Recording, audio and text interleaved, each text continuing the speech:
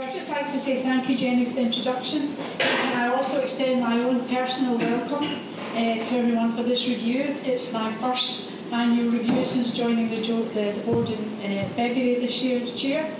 And I would like to open the session with a message of gratitude and thanks to all our colleagues working all across NHS Fife, whether they're in primary care, acute care, or in the community, they're in social care.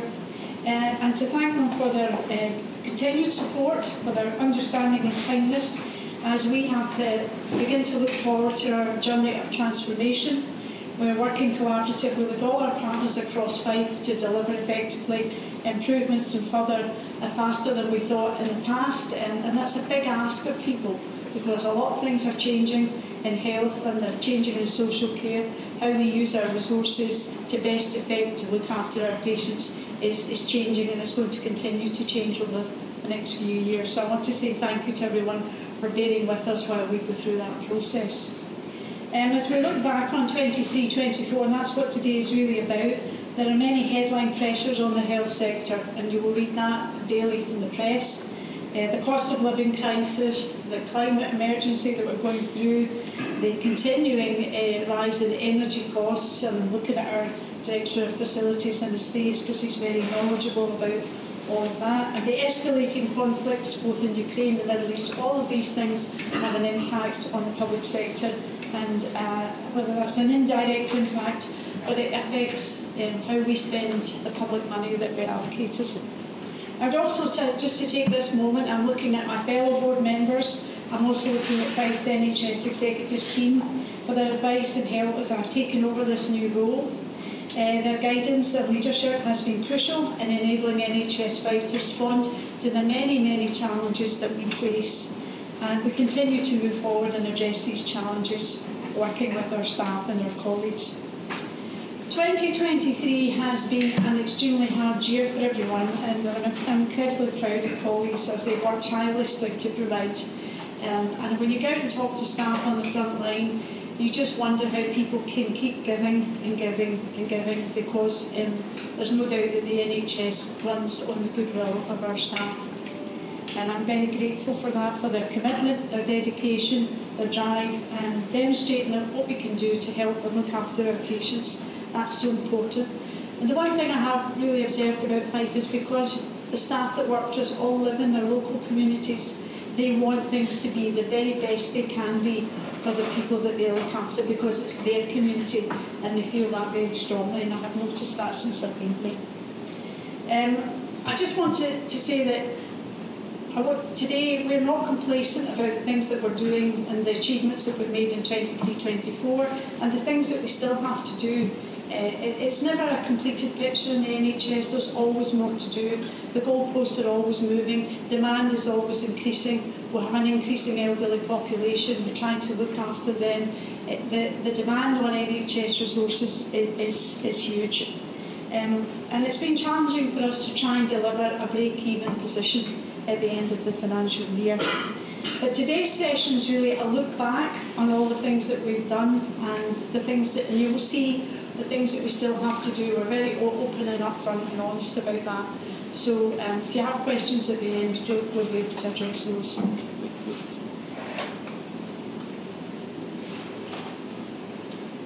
So I'm just going to move to our key achievements for 23-24. So you will see that there are a number of those listed.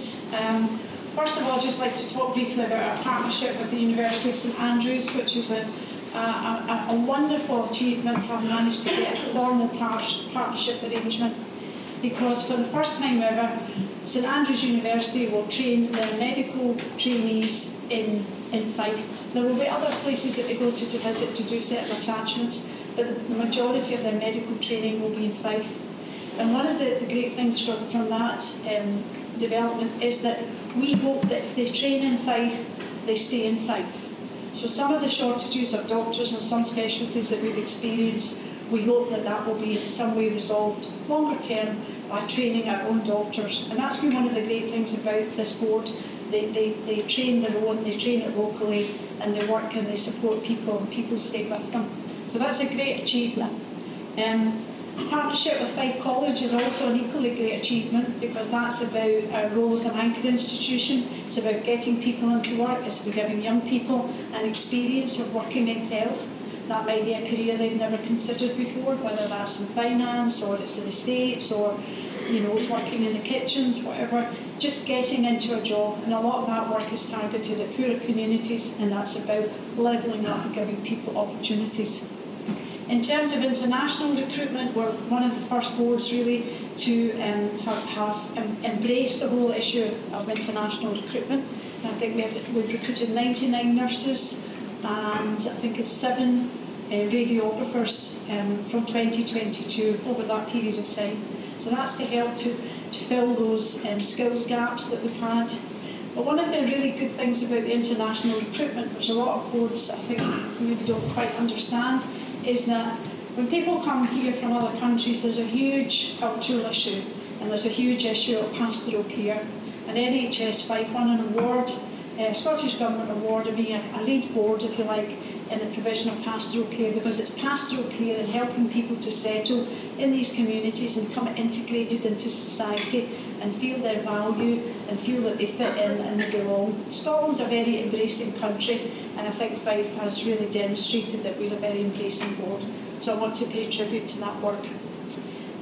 We've also done a lot of work to improve capacity as a board. One of those has been the Queen Margaret Hospital extension, where we took some space and we created procedure rooms there, and that allows more work to go through the day surgery theatre with general anaesthetic, and it means that the procedure room can do procedures for patients who only require local anaesthetic. So that increased the capacity and allows us to see more patients. We do about 7,400 procedures each year at Queen Margaret. It has become a sort of centre of excellence within our organisation for day surgery. The Patient Hub is another initiative which allows people to manage their appointments on smartphone, tablet, computer. It's a secure online portal. It puts patients in the driving seat, so it allows you to change your appointment, reorganise it in a time that you can attend. It was rolled out initially for patients in pain management and vasectomy patients, but it's now been extended to endocrinology, neurology, orthopaedics, and we have more specialties in the pipeline. A large part of the approach to transformation will be about improving digital and improving the communications with our patients. So the hub is a big feather in our cap. Care opinion is a very important development because it gives us that feedback that we need about what patients think of our services, what works, what doesn't work for them, the impact that this has on people, about what kind of experience did they have. It's a very important part of our overall triangulation, if you like, of how do we think we're doing, what do our patients think we're doing, what do our staff think we're doing. This year we also introduced a BSL interpreter on staff, which means that we don't have to phone up, panic, look for somebody quickly. We've got someone who's there, who's experienced, and that's a great initiative in terms of quality of care for patients who have hearing loss. We've also introduced apprenticeships in podiatry. We've managed to get surgical services accreditation, looking at perioperative care, and there's a lot of protocols and pathways that you have to put to be able to demonstrate that you meet the best possible standards of surgical care to get this accreditation. So that's a great feather in our cap for that. And then finally, in the Scottish Health Awards, we had one doctor who was the doctor, won the Doctor's Award. That was Dr. Bowden, who's a consultant haematologist, and Dr. Davison were also in the running. And one of our ophthalmologists, Andy Blakey, I'm sure most of you will know him, won the Global Citizenship Award. And we had Pierrette Melville, who's an AHP, she was also nominated. So there's a great wealth of talented people, committed people, hard-working people. I'm not going to say very much about this. You all know how Fife looks, what it looks like, where the population is. 52 GP practices, 53 GDP practices. We've got 11 public dental services, optometrists, etc. Life expectancy is 81 years for females and 76.8 for males in Fife. And life expectancy across the UK was going up until the pandemic, and now it starts to be declining a bit. But life expectancy is really one of the key outcomes for health and social care, and what we're looking at. Are people going to live longer? Are we able to provide enough care, enough support for people to live longer? So life expectancy is a huge thing for a health board. Activity, again, I won't go through that, but you can just see the range of activities and the volume. 88,911 attendances at A&E minor injuries. If you just think of the volume of people presenting and who require help or support, and how busy that makes our departments. With the volume of outpatients, 317,000, 36,000 inpatient stays. So a lot of activity, a big work, a board it's not a huge board, but it's working hard, it's delivering capacity. Moving on to talk a little bit about urgent and unscheduled care. We are not in the top quartile performance for 4-hour emergency care. We are always trying to get further, and we're trying to edge our way. It's difficult to make dramatic changes to go from 74 to 84 to 94. So we're trying to make our way along that pathway by saying if we can just get more patients through within the 4-hour target, we just increase that. We're always looking at innovative ways. I did a walk round last week with the Director of Acute Services and the Chief Executive, looking at rapid triage, same-day emergency care, lots of initiatives going forward, actually there on the ground, of ways to help get patients in quickly, get them assessed, and then work out which pathway they're going to be on. And it was quite interesting. One of the doctors was a South African, and we set some of this up in sort of quasi-temporary accommodation. And I was saying to her, how do you feel about the accommodation? It's not perfect, but it gives you quite a lot of space. And she said, well, coming from South Africa, if it's got electricity and water, I'm happy to work in it. So that just put the whole thing in perspective. A lot of initiatives going on, a lot of ways to try and promote early diagnosis and get patients to the right place at the right time. We've tried to upskill our skill mix, care closer to home, development of same-day emergency care, working closely with the Health and Social Care Partnership to get patients out of hospital. Moving on to planned care. Planned care is not really recovered, it's not just in Fife, but across Scotland, it's not really recovered to pre-pandemic levels, because there's been such a build-up of the numbers of patients who are waiting for treatment. We're still trying to work our way through that, and that takes some time and effort. And we would ask the public to bear with us, because we're putting all efforts and resources that we can into trying to increase the throughput, increase the capacity wherever possible. We're looking at longest waiting patients, see if we can prioritise them, vetting referrals, validating waiting lists, because sometimes people are on wait lists and they've forgotten they're on wait lists, they don't necessarily want to be on wait lists. We've also looked at digital expansion through the patient hub.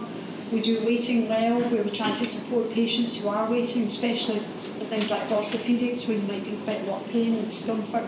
How are we going to ensure that by the time you actually have your treatment, that you're well enough to be able to undergo that treatment, and that your recovery can still be good. Improving pre-assessment pathways, optimising theatre use.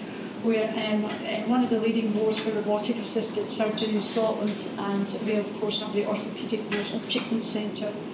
We've carried out our 500th case of robotic assisted surgery, and I think that's a big achievement, because that's the way forward.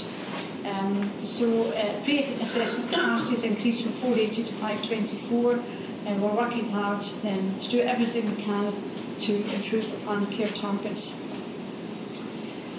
Diagnostics is an area very close to my heart, because I'm very conscious that we can't really look after people till we know what's wrong with them. So diagnostics is a very key part of the initial part of the pathway. We don't have the level of diagnostic resources I think that we would want. We don't have the numbers of scanners we would want. We don't have enough PET. We don't have a PET scanner here. We don't have enough probably CT. And the issue really is that there's never going to be a reduction in the need for diagnostic, especially radiology. that's only going to increase over time. So we're very conscious of that and making absolute maximum use of everything we've got. So vetting requests, prioritisation, making sure people who are suspicious, suspicions of cancer on that cancer pathway, we see them quickly, we can get them through the diagnostic process, and then we can get them onto a treatment pathway. We've had some additional capacity for CT and MR, and probably we could use more of that. We have used mobile scanners where they're available, and there's some developments around the use of AI to support imaging reporting the results. It's a big area, diagnostics, and it will continue to be a major area of demand for us. We are the East Region Endoscopy Unit, that's at Queen Margaret Hospital, and we do a lot of cancer work there. Talk about cancer targets specifically. The 31-day target we're doing well on, we're almost at the 94.6, so that's really good, and that's come up over time, not without a lot of effort from my colleagues here in the executive team to get it back up to that, and that's really heartening to see that. The 62-day target we're struggling a little bit with. Some of that I think is urology, some of it's prostate, and we don't provide everything here in cancer terms, if you might be aware of that, but we do the diagnostics and we do the chemotherapy. We do most of the complex surgery, but there will be some elements that go to other lipodomy and melodeon, and all the radiotherapy goes to Lothian. So we're not in control of the entire cancer pathway, but we are in control of quite a bit of it, and we work really hard with our colleagues in NHS Lothian to get patients through that. We've got a cancer diagnostic rapid service, we've got single point of contact hub, we've got now introduced patient navigators. The Cancer Research UK nurse-led prostate pathways is a new development here. We've added additional theatre sessions and prioritisation of urgent cases. There is a challenge around PET scanning, and there's no doubt about that, but that's something that we're working on with our colleagues in Scottish Government. Mental health, we're only really talking here about two indications, which is CAMS, as CAMS target, and also psychological therapies. There's obviously an awful lot more. A colleague from the Health and Social Care Partnerships, an awful lot more to mental health than these two targets. But these are our targets which the government measure, and therefore we must respond to. So we're trying to do the best we can around CAMS. We've got an early intervention service. We've got urgent response teams. We're looking at skill mix. We're looking at DNA. We're looking at evening clinics, enhanced group programs for early intervention. And looking at staff's job plans to see if we can in any way develop those and increase the capacity, screening, making sure that we get the most severe patients to some form of help and assessment first. It's a complicated landscape because there's a workforce shortage of psychologists. We just don't have enough of the demand that we need.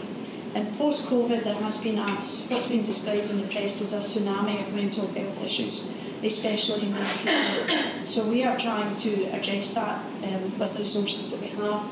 We're not quite at the 79.4 within 18 weeks of referral, but we're on a trajectory, as we believe it, moving towards that. We're working with our colleagues in the Health and Social Care Partnership to see what we can do to help to continue to move that on. Psychological therapies, 90% of patients will have started their treatment within 18 weeks. 69.7 is the Fife figure. Again, we're below the Scottish average, but we're looking at, again, how to use the psychology workforce, how we can invest in other support workers who work alongside the experts, looking at training of the wider mental health team, online support, where that's possible. It's not an easy problem to solve, I have to say, and most boards have this problem. We're also working with community mental health teams looking at interventions for people with highly complex needs and increasing psychologically informed shared care and interventions where appropriate for patients with more complex and severe difficulties. So there's a lot of work going on in mental health, but that's not the whole picture in mental health. Primary care, the move has been to move away from what they call 2C GP practices back to Health Board run HSCP managed practices. So there was a lot of change going on in primary care. We have managed to maintain the workforce, I think, probably in a better position than some boards are. When you go and talk to GPs, it's a very pressured environment that GPs work in. They're seeing lots of patients with complex needs and lots of mental health issues, lots of social issues. And we talk to GPs that they're often very stressed by the demands that are on them. General practice is a very, very busy place at the moment, and I can't really see that changing much in the future. Most of our role has been to try and create some resilience within primary care, support the primary care teams. We've put in lots of resources like pharmacotherapy. A lot of GP practices now have their own pharmacists and pharmacy technicians supporting GPs, so that what we're doing is we're trying to free up the GPs to do the things that only GPs can do, and we're trying to do all the support functions in the background, whether that's immunisation or it's well-manned clinics or it's baby clinics or it's medicines management. There's a lot of work going on in general practice. Dental access mapping, we've done a lot of work again looking at registration figures and a shortage of NHS dental registration, where we are with children against where we are with adults. And we've got one new practice that is currently registering patients, but we've also supported initiatives for access grants to try and see if we can promote additional dental provision. It's a changing landscape in dentistry, but we're trying very hard to help people find their way through that. Workforce is one of the key issues for this board, looking at vacancies, looking at absence rates, looking at personal development plans. These are the things that are measured and reported on. And again, a lot of it is edging up towards the targets that we've set ourselves and the targets that government have set us. We have a health and wellbeing framework. We've done a lot of work around e-rostering. We work in partnership, obviously, with our trade union professional colleagues. Our employee directors here today in the room, and works very closely with all the executive team and works with a very close member of the board. We've lots of international recruitment. We're trying to support recruitment and retention of staff. We're trying to find ways that staff can have more flexible working arrangements, family-friendly policies. We've got leadership teams and leadership development work. We are working very hard on the staff culture to promote a psychologically safe place to work where you can speak up. If you're concerned about things, you can raise them. That's a very important aspect of our culture. If you see something that you don't think is good, you need to be able to speak up. I think this is Speak Up Week, if I'm not mistaken. So we're out and about talking to staff. There's also additional investment in occupational health, and we do lots of things around staff financial wellbeing and advice to staff of NHS credit unions to support. We've also developed an anti-racism strategy to make sure that it's a good place to work where people want to come and they want to stay here. I'm not sure if I'm finally on the last slide here. I apologise, it's going a little bit long. That's really just how our financial resources are spent, how we allocate the money. The majority, half of it goes on staff, just about, and a lot of these other headings, the costs of these other services have changed and have become more expensive. Supplementary staffing costs, inflationary pressures on using supplementary staff where we need to. That's led us to position, not solely, but amongst other things, to apply for brokerage required from Scottish Government and not able to break even on the financial position this year. Unprecedented levels of efficiency saving from our Reform, Transform and Perform framework, which we've launched about 7 or 8 months ago now, and we've worked very, very hard. Our Director of Transformation, who's here today, has worked very, very hard, as is our Director of Finance, to make sure that we can target our efforts on transformational work, which will give us better care, better delivery, but reduce costs wherever we possibly can. So it's not just about how you save money, it's about how you use the almost £1 billion that we get from the government It's not about saying, can we save 26 million, can we save 36 million, but how do we use that large sum of money to make sure we get maximum effect from our patients and for the conditions. Capital investment is formula capital is 11 million. We've used that to support our existing infrastructure. A lot of our buildings are old. They require a lot of maintenance, maintenance costs. Anything in the construction industry has increased with construction inflation over the last 5 years. We try to keep the buildings in a good state of repair, so it's a good quality environment to look after patients, but it is an ageing estate and there is constraints at the moment on capital funding. So primary care centres that we'd hoped to replace, we haven't been able to because there isn't any capital. There's a lot of developments around mental health we would hope we could replace, but again there's no capital available this year. So working with the government to ensure that our capital infrastructure plan reflects all of that. And we spend a lot of money on equipment, obviously, and money on technology. And finally, I think the care experience work, the care experience team are here today. That's just a kind of outline of some of the things that come through. We've had a lot of compliments. We do have complaints. We take our complaints very seriously, and we try to make sure that we can resolve complaints and get the best possible outcome for the patient and family. Thank you very much for listening to me today. I hope we found that gives you some indication of the work we've done. Okay.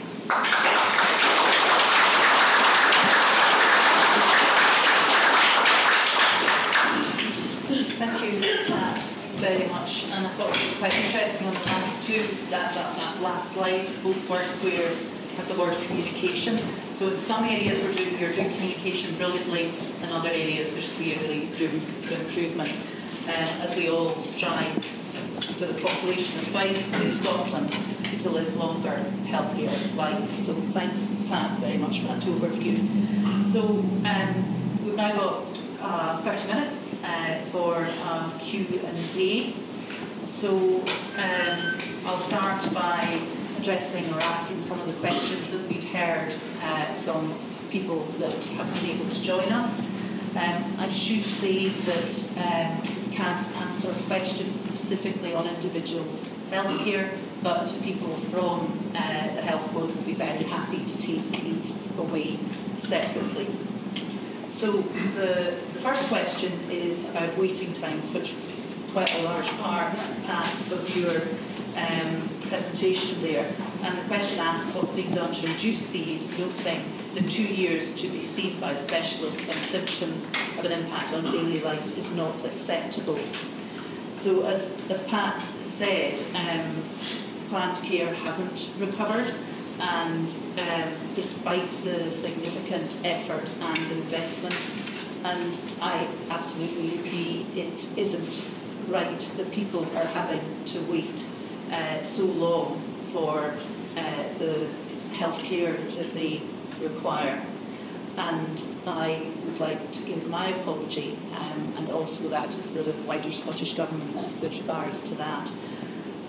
I know that we need to do more. We are investing more. We've invested across Scotland £30 million to support waiting lists, and that will deliver 12,000 new outpatients appointments. And then we've also invested in increasing the amount of diagnostic procedures as well, about 40,000 across all of Scotland. And then of course we've got new treatment centres, one of which is in Fife, and they will be providing, the one in Fife is providing 20,000 new diagnostic, new procedures in a year. I don't know, Carol, do you want to? I can take that. Locally. So I think it's fair to say that prior to the pandemic, across all the specialties in Fife, the clinical teams and also as our patients, we were really, really proud of the fact that we were probably one of the highest performers boards. We had low numbers in terms of waiting, list size, and we were very quick in terms of that turnaround. And throughout the pandemic, we're actually able to sustain some of our elective work from Queen Margaret Hospital because of the separation in terms of the COVID pathway and non-COVID pathway, but 155 quickly and also in the direction of acute services to see a little bit more about the things we're doing. Absolutely, Carol, thank you. Good afternoon, colleagues. Claire Dobson, Director of Acute Services. We are tackling our waiting times on a number of different fronts. This is not a position that rests easy with us either as a service, and we are looking to be as innovative as we possibly can around how we tackle waits. That innovation and that approach begins as soon as the referral from general practice hits the acute service. Straight away, we've got a senior decision maker looking at that referral, checking that it's arrived at the right place, and what can we do with that referral immediately. Cancer referrals, urgent referrals, and our long-waiting patients are a priority, and we are trying to do our utmost to ensure that patients are seen in the most timely way. The Chair already mentioned some of the innovations that we've got underway and some of the good practice that we're undertaking to maximise all of the resources that we've got. But just to reiterate some of those, the development of the local procedure room is releasing a theatre a day at Queen Margaret Hospital. What we're doing there is we're taking procedures out of theatre that can be done in a procedure room under a local anaesthetic. This means that more major cases can be cared for in the theatre setting. So that helps us with our throughput, and it helps us to reduce the number of patients that are waiting. We've also got Patient Hub, which is a digital solution, helps us to manage our waiting lists. Again, make sure that people that are waiting appropriately. If someone's condition has changed, we can look at that and we can bring the patient towards us sooner so that the care is delivered again in a more timely way. Where we do receive resources from Scottish Government, we are providing additional waiting list initiative clinics on an outpatient basis, more diagnostic capacity and more theatre sessions as well, again to make sure that we see patients more quickly than we are currently. Waiting well is really important, and it is really important for patients to continue to look after themselves as best as they possibly can whilst they're waiting. We've worked really closely with Fiona and her teams in health and social care to deliver solutions for this at locality basis so that people can be signposted to where they can receive help whilst they are waiting. Pre-assessment is also really important. We've driven more capacity into pre-assessment, so if you're waiting for an operation, you'll be invited to be fully assessed. We'll make sure that you're fit for your surgery, so when it's time to be scheduled, you're good to go.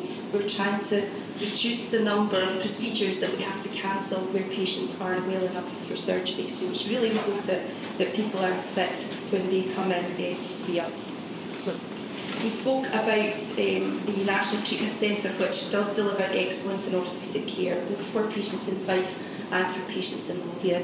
We're picking up the pace there. We're trying to use all of the capacity that we have so that people can have, for example, a joint replacement done in a more timely fashion. There's no doubt there's much more to do, and this is something that certainly as the Director of Acute Services I focus on every day.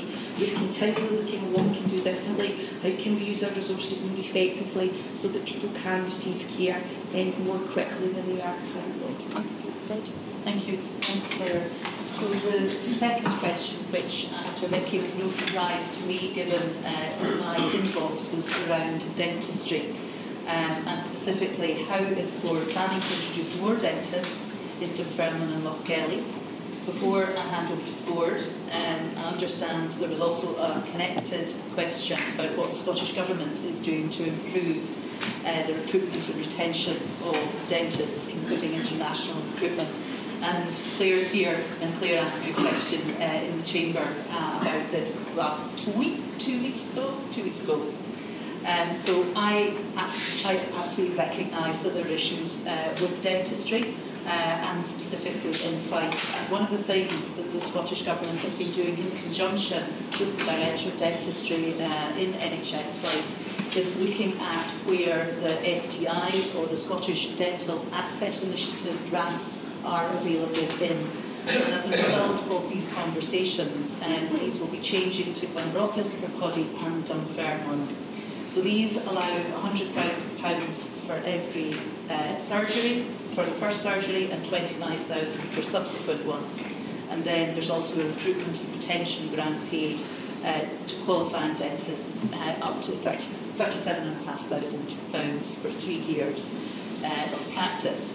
And then, as part of my answer to Claire's question, at a national level, I've written to the new Minister of Care to Stephen Kinnock in the new Westminster government to ask him to carry on meetings that the Scottish Government asked the previous government about dentistry, because there's a number of issues around dentistry which have actually been reserved, specifically looking at dental therapists and getting them to take on more responsibilities, but also through getting more international dentists into Scotland and actually the rest of the UK, because this isn't just a Fife problem, it's not just a Scotland problem, it is a UK-wide problem. So I'm looking forward to that meeting, which will arrange soon.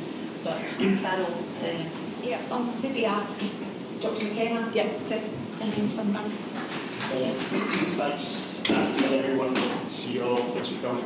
M.E O'Keefe is our Director of Dentistry. She can't make it this afternoon, but thank you, Minister, for your update. Because Glenn has been working really closely with you and your colleagues in the Scottish Government to achieve some of those improvements for us in Fife. Of course, the public dental service in Fife is excellent, and so where patients aren't able to access for whatever reason, there is always an emergency service available.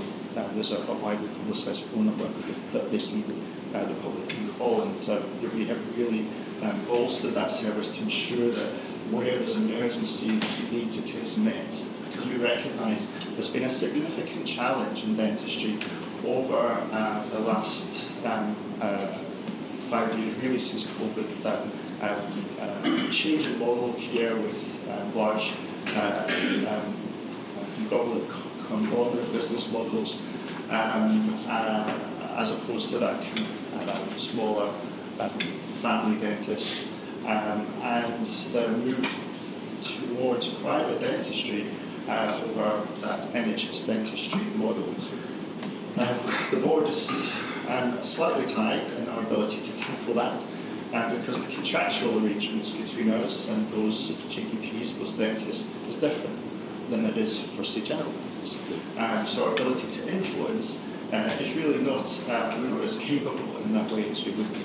But we have been working tirelessly with colleagues in government, with our public dental service, our Director of Dentistry, to really work out how we can start to, where we can, influence to create more NHS resource within those which are really private businesses. So we recognise it's a massive challenge, a huge amounts of effort that goes into trying where we can influence that. That's The next question asks that given the size and continuing growth of Dunfermline, shouldn't the Queen Margaret Hospital have a full A and E department?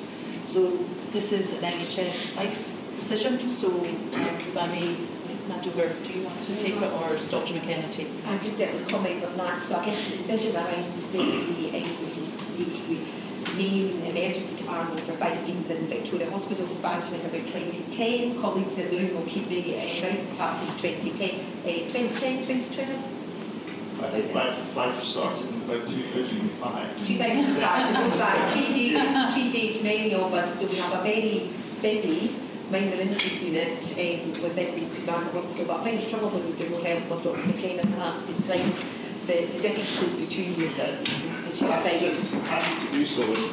I really understand that narrative around Dunfermline, the city of Dunfermline, and that kind of, well, why doesn't that have an A department? You know, I get that. So recently I moved out of the area, so I do understand what that feels like to be a resident in West Fife.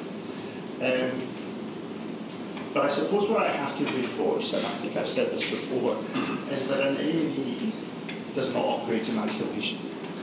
So an A&E is really a part of an acute hospital. And in order to deliver the services that an A&E then becomes dependent on, that might be an ITU, might be maternity, that would be my own specialty in acute medicine. They all have to be co-located. And we couldn't do that. We couldn't open up all these services again in Dunfermline. And the thing that I suppose I really feel like I need to say is that even if we were to say, right, let's just open an A&E in Dunfermline, let's do this here, let's open one in Dunfermline, it would increase patient safety risk. Harm would happen to people, and I can't allow that to happen on my watch. Because we would have to transfer people all over the place to get to the place where they really need to be. So what we have to do is we have to design systems and processes to make sure that people get to the right place at the right time. So the sickest people come here, because that's where the experts are, not just A&E consultants, consultant physicians, intensive care consultants, obstetricians, whomever it is, paediatricians, who are going to deliver the next stage of care for you. Not just those first few hours where you're resuscitated, but that ongoing care. You'll have to be in the same place. But in order to make sure that we can do that, we have to make sure that the people that don't need my expertise or my colleagues can be seen somewhere else. And that's the work that we're doing. There are unscheduled care teams who prioritise these things. So I accept that the people of Dunfermline would like to have immediate permanent. I understand it. But for the sake of patient safety, must be delivered here in this hospital with all those other services that we signed. And we can't change the fact that this is now the acute hospital for the whole of Fife. That is where it is, and that's where we have to focus on delivering excellent care, emergency care to the sickest people. Thank you, Dr. McKenna.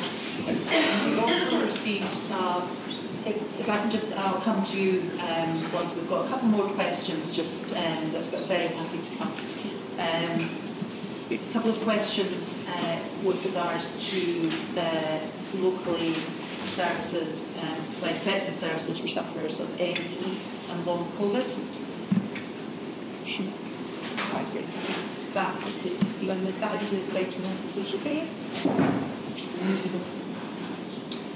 Thanks, Fiona. Good afternoon. I am the Interim Director of Health and Social Care, and I'm pleased to be here today. So I know that there has been a question around ME sufferers and the pathways, if you like, for people to come. So I've asked my colleagues to give me some clarity around that. So really what they're telling me is that we do have an opportunity, and we have had an opportunity for a specialist ME nurse, but unfortunately that person left us. So we have an advert out at the moment, and we have had people coming forward for recruitment. So I'm hopeful that in the very near future we will have someone who will be able to dedicate to the work that we're doing for all. Thank you, Fiona. Thank you. Then the final question before I come to you is around services for Autism Spectrum Disorder. Specifically, how is the board going about improving the waiting times for autistic spectrum disorder assessment and treatment, which covers both adults and children? So we've engaged with our real people to go development.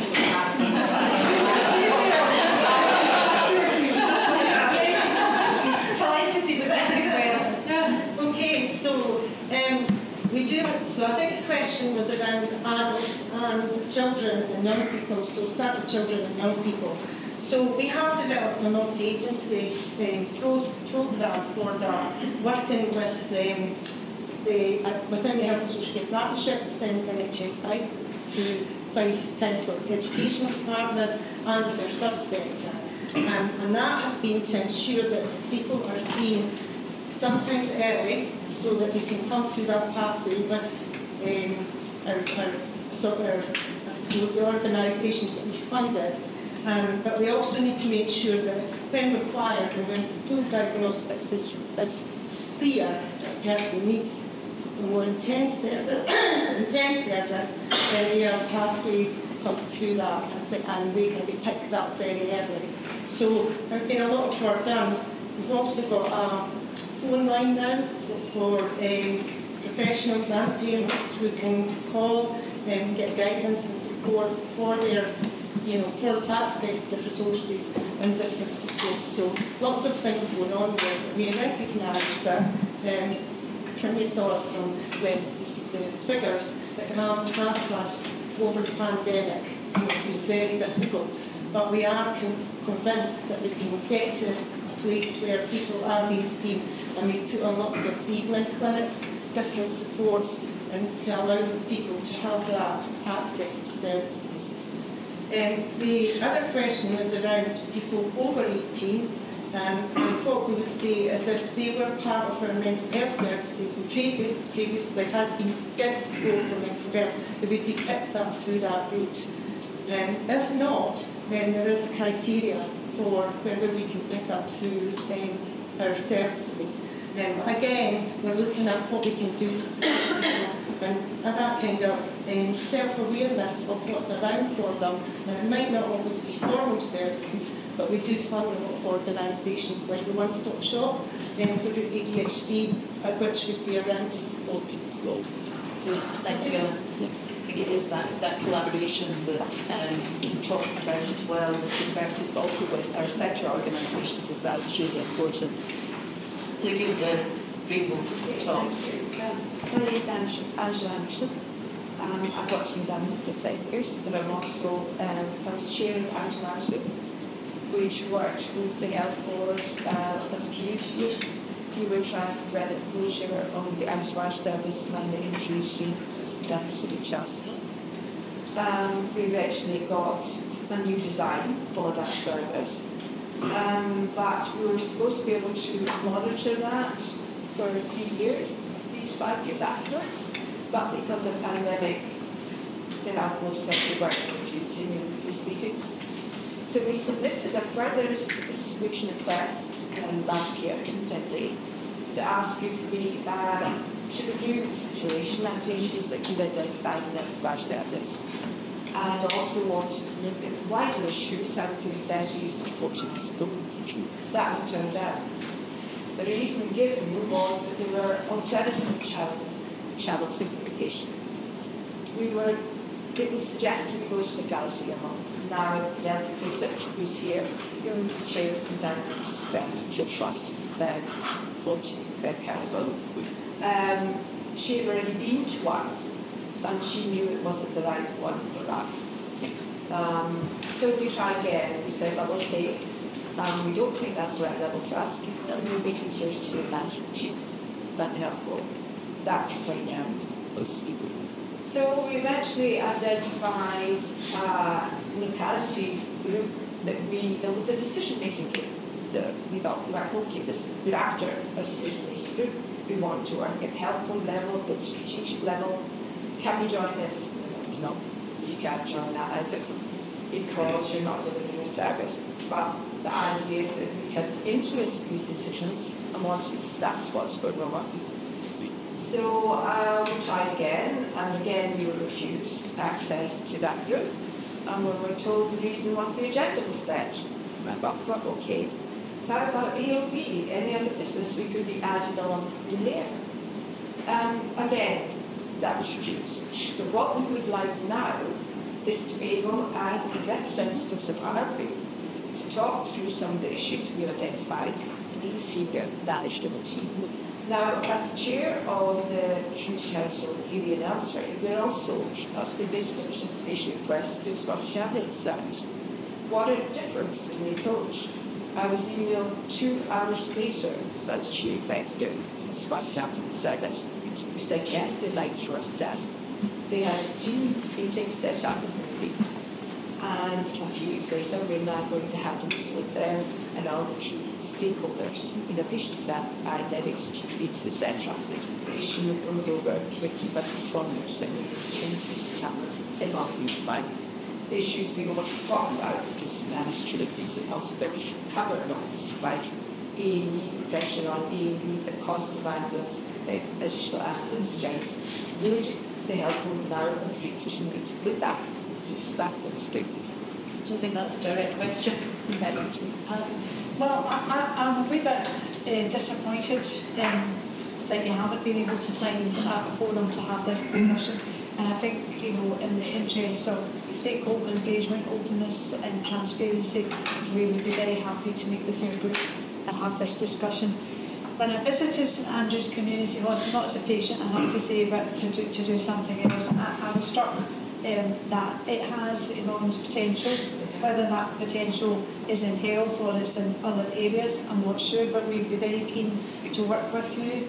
It has been discussed locally. What more could we do to make use of that? Because it's a PFI facility, and so we have it, and it's a good quality accommodation. I was very impressed by that. We could really make it sweat as an asset and really make it work for the community. I have a personal interest in that because I live just outside St Andrews, so I want to make sure that we can do the very best there, and I think the Chief Executive would agree with me. So we'll get your details and we'll make sure to do that. Thank you. Thank you for bringing that. I think, interestingly, I commented on the fact about the communication on both sides.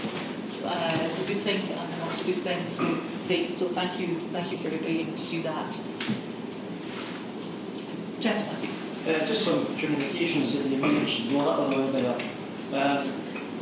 I found problems with communications within Fife Health Board itself and Fife Health Board communicating with other people, and that is from being referred via the GP for a follow-up X-ray to monitor something, to arrive, have it done, but they don't know what they're looking for and they have no reference to what the initial diagnosis was.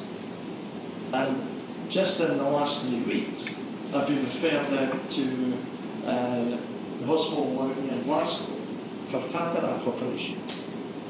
When I got there, apart from having my name, that's all they had. No communication from Fife Health Board as to what the situation was, so that I can start again once I got it. Okay, thank you for raising that.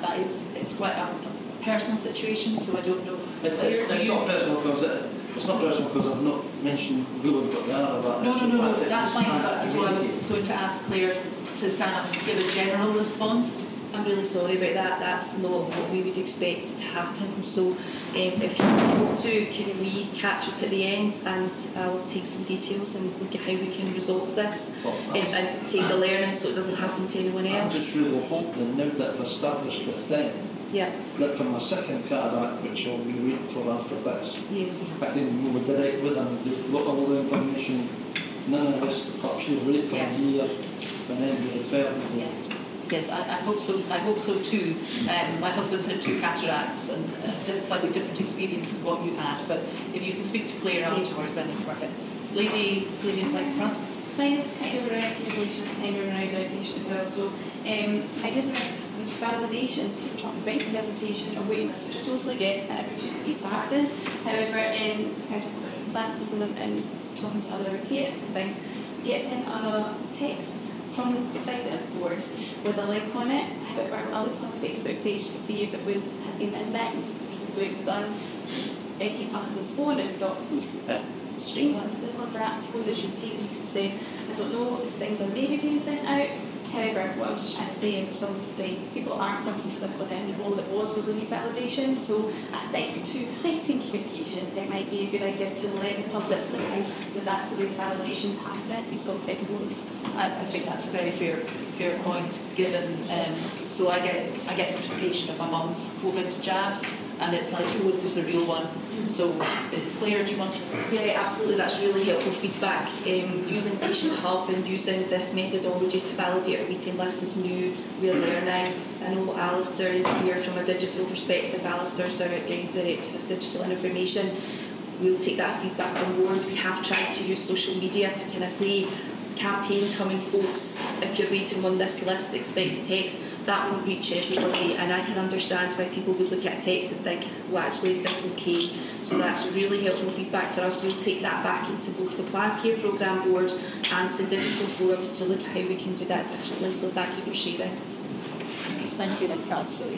What does that actually mean? Because I've got that. I've not actually got that. Okay. So we'll send out texts to check in with patients to find out if they still wish to stay on the waiting list.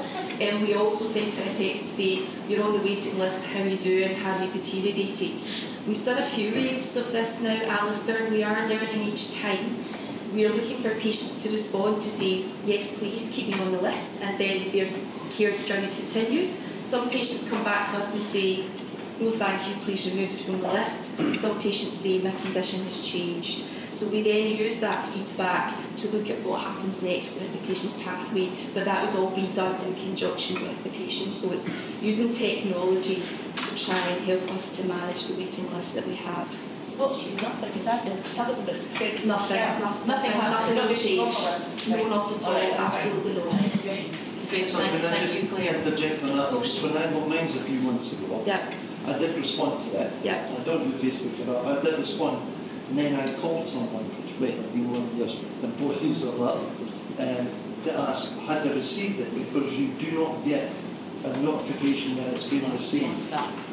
And the answer was, I don't know, but we were being told that if you don't hear from us by whatever, we'd probably still go things. Yeah, exactly. And I think, you know, you get this, that technology is used often in booking restaurants, booking hair appointments, but you always get a response back. So I'm sure that's something that both Claire and Alistair have listened to.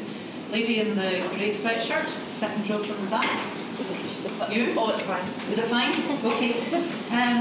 Is there any other questions? That's fine. So I'll take all three together. So. Right. One that can just confirm that the practice on 8 clinics up in NHS, the Queen Margaret is working. I've got all my consultations, I'm getting cancer taken out of my face, I've got appointment of the day, confirmed because 13th this month, so that's working. The support's getting with that because of the technology service. One other thing that concerns me in this meeting today was Pat saying it was short of PET scanners in the fight. Therefore, I direct the question at the Minister, why are you spending money in vanity projects, which is our tax money when we need stuff here? We've got embassies we don't need, they're not ours. The foreign officers are embassies. We don't need S&P vanity embassies in different countries. So therefore, I'd like that money directed in the 25 years to PET scan. Okay, clear question. Thank you, sir. Gentleman there. Hi, David Chop, dentist from Dunfermline. Scotland's NHS access crisis is not some local difficulty to be solved by grants which simply shift the shortages to other areas of Scotland. Welcome as it is, for me personally, in Dunfermline, it might help you recruit, but it just takes a shortage of dentists and moves it into another location. We need more dentists. The new dental contract has done little more evidently, as we can see from the figures, than rearrange the deck chairs. NHS dentistry is in deep trouble, and at the heart of the access crisis is a recruitment crisis. There are practices all over Scotland with empty chairs, and they just can't cope with the number of registered patients they've got. Now, it is within the remit of yourself as the Minister responsible to, first of all, increase the number of dental students that universities are permitted to admit. The Scottish Government have a cap on that, please lift it. Secondly, there are overseas dentists, Ireland dentists who live with pizza. I've got 3 dentists in practice. 2 of them are working as trainee dental nurses. The other has eventually qualified after a year as a dental nurse, still waiting to sit the overseas registration exam. We need an independent Scottish route for registration of dentists, which is within the statutory authority of the Royal Colleges of Surgeons in Edinburgh and Glasgow. We've known we were going to need it since 2016, when the number of dentists coming in from the EU have. We do something about that now. It would even cost the government money, because it could be self-funded. They will pay to not have to wait 3 years to qualify as a dentist. Okay, thank you, David. Claire. Thank you. It's Claire Baker, MSP, or Scotland and Fife, and it's really helpful to the dentist solution that covers with us whether the Moshi is on board. What I wanted to ask about was the life expectancy figures. The life expectancy figures were set about 80, I think, for women, but the cumulative wealth figures are much more. There's about a 20 to 25 year gap there. And so we say a bit about that. Another thing was the VAT standards, the medical assisted treatment standards for with addiction problems. And they come up in that review, just to apply yourself. That was probably my fault, Claire, because I did have a note to mention that they've done amazingly well in the VAT standards. I think out of the 9 VAT standards were green, green on everything. So we have achieved that. The other question, Carol, sorry. Yeah, absolutely. The healthy life expectancy, there's a bit of an anomaly there, I guess. So in terms of the female population, the healthy life expectancy is actually lower for women than it is for men, but I think the resident expert in the room is the Director of Public Health, who's in my line of sight here, so I'd like Joy to comment. We've just literally this morning been debating it by email in between meetings as well. So, two different metrics, but actually I'm not sure who it was that spoke. I'm Joy Tomlinson, Director of Public Health. So the life expectancy there is at the point of birth, whereas and it's an assessment of if a child is born now, how long they would live for. But the healthy life expectancy comes from the National Records of Scotland, and that's much more asking people to self-assess their own assessment of their health. So it's different metrics, a hard cut off of how long somebody would be assessed to live at the point of birth as opposed to health. So you get different indications of both, and both are important, but they tell us slightly different things. Does that help a little bit? Yeah, I suppose it's just what we're doing to tackle. Even what we're doing to to adjust the age, there's still a big gap between people being healthy and till when they leave us. And what you do, so that puts lots of strain on the NHS. What 20 years to be in ill health? Yes. Or they support it for the last 20 years of their life.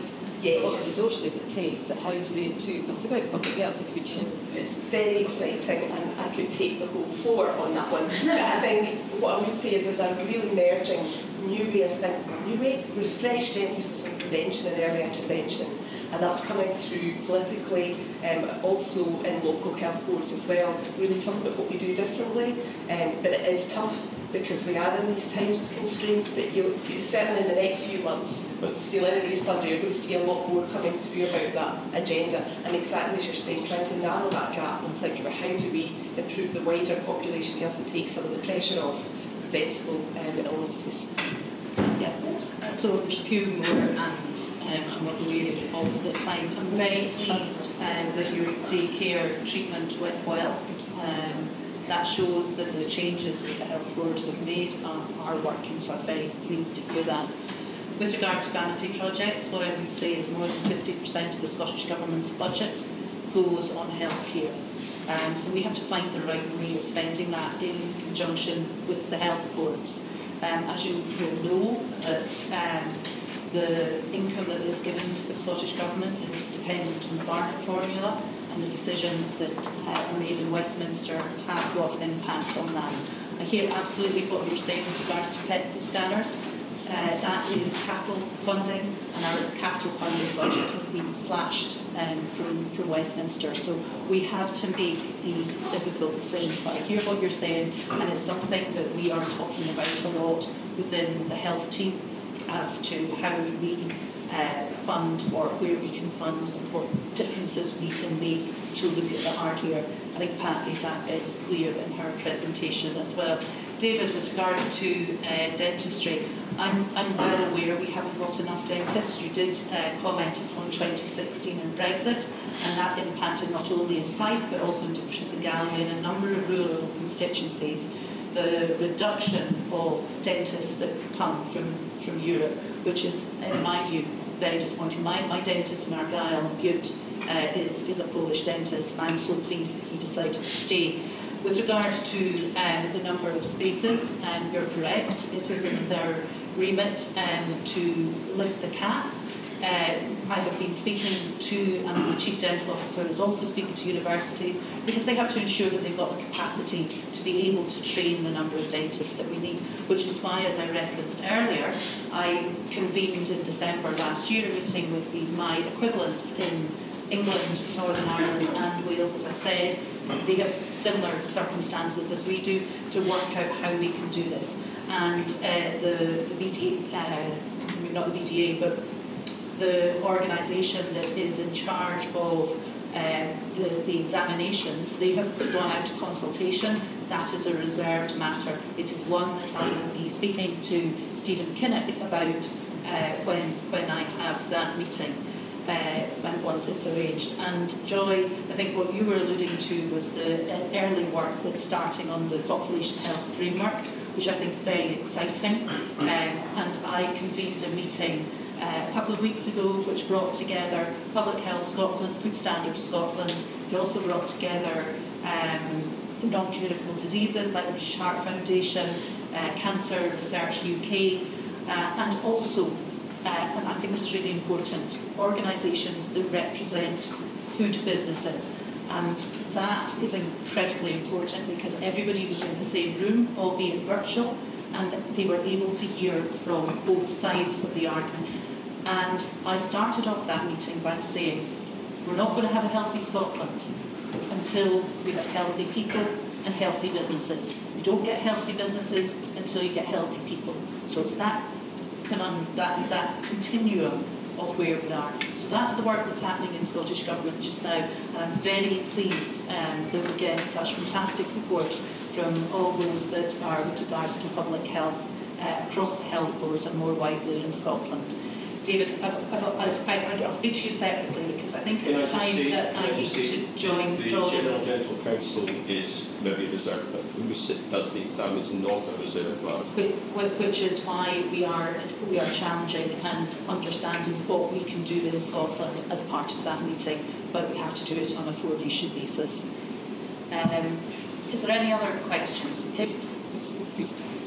Would it be possible in terms of promoting communications to have a copy of today's agenda for the whole day and copies of the slides so that we can share it with our friends, families and local communities, please?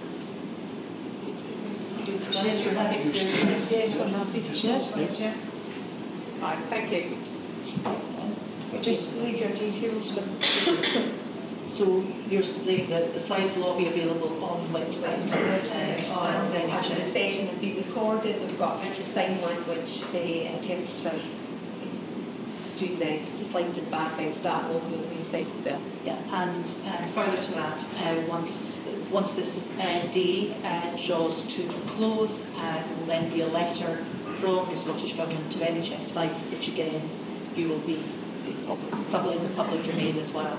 So there is that openness and communication. So I'm hoping that goes into the communication box that was on the right to the left. Anyway, it gives me just an opportunity to say thank you very much for coming along and attending. Thank you very much for your questions. It's been a useful and informative discussion, so very much appreciate your time. And I'd also like to thank NHS Fife for setting up today and ensuring that this was as transparent as it can be. So thank you very much.